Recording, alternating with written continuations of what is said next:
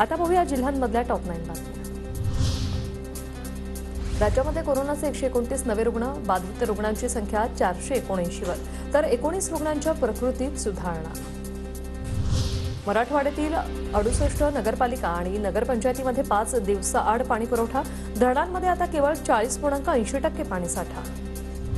पुण्याच्या भोर तालुक्यातील शेतकऱ्यांना वनहद्दीतील गवत मिळणार, दुष्काळ सदृश परिस्थितीमुळे जनावरांच्या चाऱ्यासाठी वनविभागाचा निर्णय। विदर्भातील 11 जिल्ह्यात 50% हरभरा पिकांवर मर रोगाचा प्रादुर्भाव, मर रोगामुळे हरभऱ्याचं मोठ्या प्रमाणात नुकसान, खरीप आणि रब्बी हंगामातील पिकं गेल्यानं शेतकरी हवालदिल। समृद्धी महामार्गावरील भारवीर ते इगतपुरी टप्पा पुढील महिन्यात पूर्ण होणार, 21 किलोमीटरचा टप्पा वाहतुकीसाठी खुला होण्याची शक्यता। जळगावच्या पारोळ्यात लहान मुलांचं अपहरण केल्याच्या संशयावरून 4 जणांना बेदम मारहाण, लोणी गावात 4 जणांना बेदम मारहाण करत कारची तोडफोड, मारहाण करणाऱ्या 15 ते 20 जणांवर गुन्हा दाखल। धाराशिवमध्ये मराठा आरक्षणासाठी ट्रॅक्टर रॅली, संजय गावातील मराठा समर्थकांकडून रॅलीचं आयोजन।